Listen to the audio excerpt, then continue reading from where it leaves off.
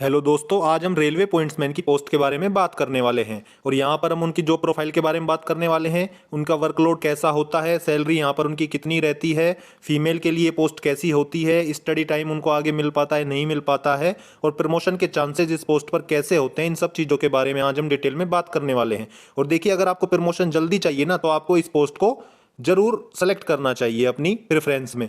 अब ऐसा क्यों है, इसके बारे में भी हम इस वीडियो में डिटेल में बात करने वाले हैं। तो अगर आप चैनल पर पहली बार आए हैं तो चैनल को सब्सक्राइब करें और वीडियो अच्छी लगे तो वीडियो को लाइक और शेयर जरूर कीजिए। तो चलिए वीडियो को स्टार्ट करते हैं। अब देखिए, सबसे पहले हम बात करते हैं कि पॉइंट्समैन का डिपार्टमेंट कौन सा होता है। तो जो पॉइंट्समैन होते हैं वो ऑपरेटिंग या ट्रैफिक डिपार्टमेंट के अंडर काम करते हैं, यानी कि जो डिपार्टमेंट स्टेशन मास्टर या जो ट्रेन मैनेजर का जो डिपार्टमेंट होता है वही पॉइंट्समैन का डिपार्टमेंट होता है।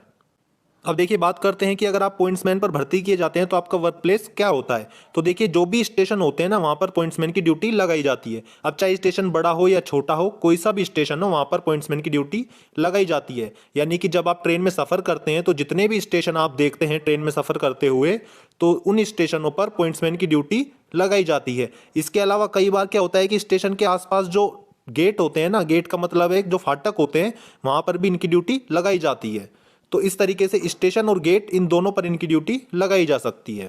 अब आगे देखिए, पॉइंट्समैन की यूनिफॉर्म कैसी होती है। तो ग्रे कलर की इनकी पैंट होती है और ग्रे कलर की इनकी शर्ट होती है। कुछ इस तरीके की इनकी यूनिफॉर्म होती है और इस यूनिफॉर्म को पहनकर ही आपको ड्यूटी करनी पड़ती है। और जो फीमेल स्टाफ है उनके लिए भी ग्रे कलर की जो सलवार होगी और ग्रे कलर की ही कमीज होगी। तो इस तरीके की आपकी फीमेल स्टाफ के लिए भी यूनिफॉर्म होती है, यानी कि सेम कलर की यूनिफॉर्म आपकी यहाँ पर रहती है। अब देखिए, बात करते हैं कि इनका वर्क कल्चर कैसा होता है, यानी कि जब आप पॉइंट्समैन के तौर पर भर्ती किए जाएंगे तो आपको क्या क्या काम करना पड़ेगा।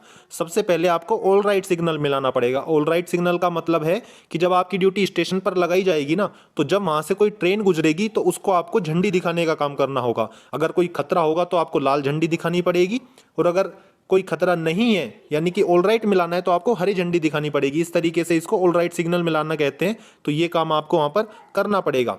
इसके अलावा जो दूसरा काम है इनका वो होता है ट्रेन शंटिंग का। आपने देखा होगा बड़े बड़े स्टेशन पर जो इंजन होता है उसको डब्बों से अलग किया जाता है और उसको कभी दूसरी तरफ लगाया जाता है या उस इंजन को हटा के किसी दूसरे इंजन को उन डब्बों के साथ लगाया जाता है। तो इस काम को शंटिंग का काम कहा जाता है, यानी इसे शंटिंग कहा जाता है। तो ये काम भी पॉइंट्समैन के द्वारा किया जाता है। तो इस तरीके से जो इनके मेन काम होते हैं ना, वो ये दो ही काम होते हैं। इसके अलावा जो भी स्टेशन मास्टर के द्वारा काम दिया जाता है वो इनको करना होता है। कोई भी छोटा मोटा काम इसके अलावा हो सकता है, वो भी इनको करना पड़ता है। अब देखिए, जितना बड़ा स्टेशन होगा ना, वर्कलोड उतना ही ज्यादा होगा, क्योंकि वहां पर ट्रेनें भी ज्यादा रुकेंगी, शंटिंग का काम भी आपको करना पड़ेगा।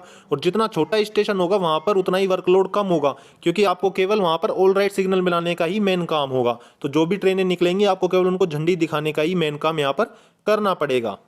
अब देखिए, बात करते हैं कि इनकी ड्यूटी कब लगाई जाती है, यानी कि इनकी ड्यूटी दिन में भी लगाई जा सकती है और रात में भी इनकी ड्यूटी लगाई जा सकती है। देखिए, बड़े बड़े स्टेशन पर क्या होता है कि इनकी 8 घंटे की ड्यूटी लगाई जाती है। जहां पर ट्रेनें ज़्यादा आती जाती हैं और वर्कलोड ज़्यादा होता है तो वहां पर इनकी 8 घंटे की ड्यूटी लगाई जाती है और 8 घंटे की शिफ्ट वाइज के हिसाब से ये ड्यूटी चलती रहती है, यानी दिन में चलती रहती है और रात में भी चलती रहती है।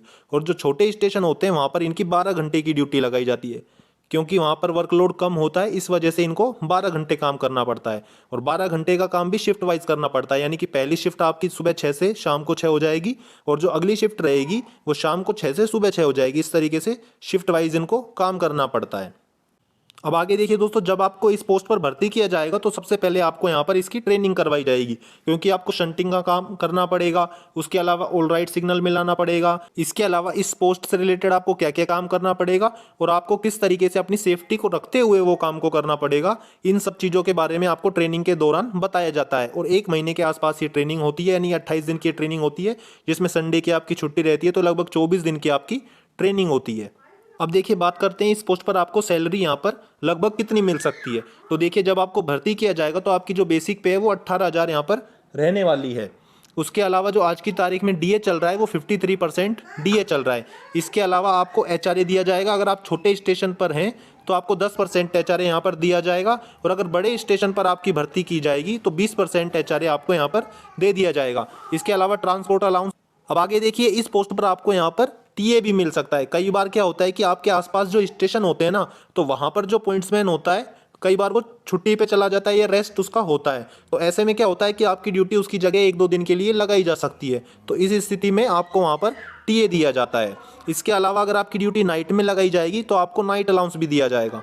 और जब आपकी ड्यूटी आपके 8 घंटे या 12 घंटे से ज़्यादा की अगर लगाई जाएगी तो यहाँ पर आपको इस चीज़ का ओवर टाइम भी दिया जाएगा। तो इस हिसाब से इसकी सैलरी काफ़ी अच्छी रहने वाली है, लगभग 40,000 सैलरी आपकी शुरुआत में मिल जाएगी। अब देखिए दोस्तों, इसमें ध्यान देने वाली बात यह है कि ये जो सैलरी है ना, ये 7th पे कमीशन के हिसाब से मैं आपको बता रहा हूँ, लेकिन केंद्र सरकार ने अभी 8वें पे कमीशन की घोषणा यहाँ पर कर दी है सेंट्रल गवर्नमेंट एम्प्लॉयज़ के लिए। तो जब भी आपको अभी जो ग्रुप डी में जो भर्ती किए जाएंगे ना लोग, तब तक आपका 8th पे कमीशन लागू हो जाएगा। तो जो सैलरी स्ट्रक्चर है वो यहाँ पर ग्रुप डी की काफ़ी चेंज हो जाएगी। तो काफ़ी अच्छी सैलरी यहाँ पर ग्रुप डी एम्प्लॉयज़ को मिलने वाली है। तो इस तरीके से भी आप अपने आप को ग्रुप डी की जो जॉब है उसको आपको बेकार ना मानते हुए उसको अच्छे से तैयारी करनी है ताकि आप उसमें सिलेक्शन ले सकें, क्योंकि काफ़ी अच्छी सैलरी आपको ज्वाइनिंग के बाद मिलने वाली है। अब देखिए आगे बात करते हैं कि इस पोस्ट पर आपका प्रमोशन किस तरीके से होता है। तो जब आपको भर्ती किया जाएगा ना, तो 1800 ग्रेड पे में आपको पॉइंट्समैन बी के तौर पर भर्ती किया जाएगा। इसके बाद जो आपका प्रमोशन होता है ना, कैडर प्रमोशन, वो यहाँ पर पॉइंट्समैन ए में होता है। और पॉइंट्समैन ए की जो ग्रेड पे होती है ना, वो होती है 1900 ग्रेड पे। अब आगे आप चाहे कितने भी साल की ड्यूटी कर लें, अगर आप पॉइंट्समैन के पद पर ही रहे तो केवल आपकी यहाँ पर ग्रेड चेंज होती रहेगी। जैसे 2400 आपको मिल जाएगी, 2800 आपको मिल जाएगी, लेकिन जो आपका पोस्ट है वो केवल पॉइंट्समैन ए ही यहाँ पर रहने वाली है। तो इस तरीके से जो इसका प्रमोशन है ना, कैडर प्रमोशन, उसके चांसेस यहाँ पर ज़्यादा नहीं है। लेकिन जब हम एलडीसी की बात करते हैं ना, तो एलडीसी में क्या होता है कि जो पॉइंट्समैन होता है ना, वो 2 डिपार्टमेंट की एलडीसी देने के लिए एलिजिबल होता है। पहला तो जो आपको डिपार्टमेंट होता है वो होता है ट्रैफिक डिपार्टमेंट, जिसमें आप भर्ती किए जाते हैं।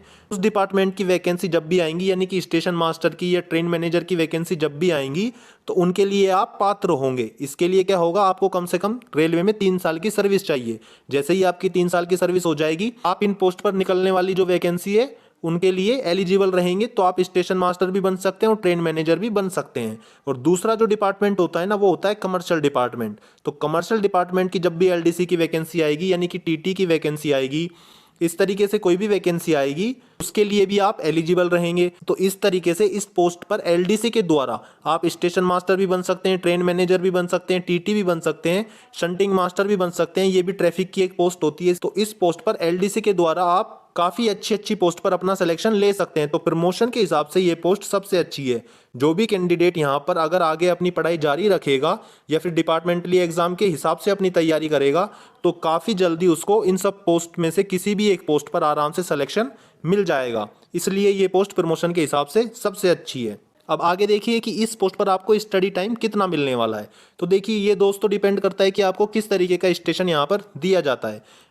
अब देखिए, मान लीजिए आपको छोटा स्टेशन यहाँ पर दिया जाता है, तो वहाँ पर आपकी 12 घंटे की ड्यूटी रहेगी, लेकिन आपके पास ज़्यादा काम नहीं रहेगा। आपके पास काम क्या रहेगा, केवल ऑल राइट मिलाने का। तो आप वहाँ पर बैठकर अपनी स्टडी भी साथ में कर सकते हैं। अब देखिए, इसका मतलब ये तो है नहीं कि आप किताब लेकर अपनी स्टडी कर सकते हैं। आजकल स्टडी करने के काफ़ी अच्छे तरीके हैं। आप यूट्यूब के द्वारा भी अपनी स्टडी कर सकते हैं, या फिर अगर आपने कोई सीरीज ज्वाइन की हुई है तो आप क्विज भी कर सकते हैं। इस तरीके से आप आराम से अपनी स्टडी कर सकते हैं और काफ़ी अच्छी तैयारी आप इसमें रहते हुए कर सकते हैं। अब मान लीजिए इसके अलावा अगर आपकी ड्यूटी बड़े स्टेशन पर लगा दी जाती है, तो बड़े स्टेशन पर जो आपका काम है ना, वो 8 घंटे का रहने वाला है।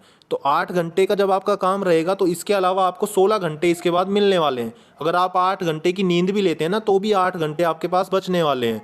तो इस तरीके से इस पोस्ट पर आपको स्टडी टाइम ठीक ठाक मिलेगा। मतलब अगर आप तैयारी करना चाहते हैं तो आराम से किसी भी पोस्ट की तैयारी कर सकते हैं। अगर आप रेलवे डिपार्टमेंटल की तैयारी करना चाहते हैं तो उनकी भी तैयारी आप कर सकते हैं, या फिर अगर आप रेलवे के अलावा किसी पोस्ट की तैयारी करना चाहते हैं, किसी अदर डिपार्टमेंट की तैयारी करना चाहते हैं, तो उनकी तैयारी भी आप कर सकते हैं। तो स्टडी टाइम के हिसाब से भी ये पोस्ट काफ़ी अच्छी है। अब देखिए दोस्तों, बात करते हैं कि फीमेल कैंडिडेट के लिए ये पोस्ट कैसी रहने वाली है। तो देखिए दोस्तों, फीमेल कैंडिडेट के लिए इस पोस्ट पर नुकसान भी हैं और फ़ायदे भी हैं। वो इस तरीके से हैं कि अगर आपकी ड्यूटी बड़े स्टेशन पर लगा दी जाएगी, तो यहाँ पर जो आपकी सेफ्टी से रिलेटेड जो इशू रहते हैं ना छोटे स्टेशन पर, क्योंकि कई स्टेशन काफ़ी दुर्गम स्थानों पर भी होते हैं, तो वो आपको बड़े स्टेशन पर नहीं मिलेंगे। यानी काफ़ी अच्छी आपकी सोशल लाइफ रहेगी। लेकिन अगर आपकी ड्यूटी बड़े स्टेशन पर लगाई जाएगी तो वहाँ पर आपको काम भी ज़्यादा होगा। तो इस तरीके से आपको वो काम भी करना पड़ेगा, यानी शंटिंग का काम भी आपको करना पड़ेगा, तो और भी काम आपको करना पड़ेगा। लेकिन अगर आपकी ड्यूटी छोटे स्टेशन पर लगाई जाएगी ना, तो आपका वर्कलोड तो कम रहेगा, लेकिन जैसा मैंने पहले कहा कि छोटे स्टेशन किसी भी स्टेशन पर आपको लगाई जा सकती है। ये स्टेशन क्या होते हैं कि वहाँ पर जो अपनी रोज़मर्रा की चीज़ें होती हैं ना, वो भी नहीं मिल पाती हैं। तो इस तरीके से फीमेल कैंडिडेट के लिए इस पोस्ट के फ़ायदे और नुकसान दोनों ही हैं। बस इसमें यह है कि अगर आप फीमेल कैंडिडेट के तौर पर इस पर भर्ती किए जाते हैं तो आपको ज़्यादा से ज़्यादा पढ़ाई करके जितनी जल्दी हो सके डिपार्टमेंटली एग्ज़ाम के थ्रू किसी और पोस्ट पर निकलने के काफ़ी अच्छे चांस मिलने वाले हैं। तो इसलिए पोस्ट भी फीमेल के लिए काफ़ी अच्छी है। दोस्तों, अगर आपको वीडियो अच्छी लगी हो तो वीडियो को लाइक और शेयर जरूर करें। इसके साथ ही अगर आपने अभी तक मेरा टेलीग्राम चैनल ज्वाइन नहीं किया है तो मेरे टेलीग्राम चैनल को जरूर से ज्वाइन कीजिए, क्योंकि वहाँ पर मैं रेलवे से रिलेटेड जो नोट्स हैं वो आपको प्रोवाइड करवाता रहता हूँ और रेलवे के द्वारा जो भी नई अपडेट दी जाती है वो भी मैं वहाँ पर शेयर करता रहता हूँ। तो आप मेरे टेलीग्राम चैनल को जरूर ज्वाइन कीजिए। तो दोस्तों, मिलते हैं अगली किसी ऐसी इन्फॉर्मेटिव वीडियो के साथ। तब तक के लिए जय हिंद दोस्तों।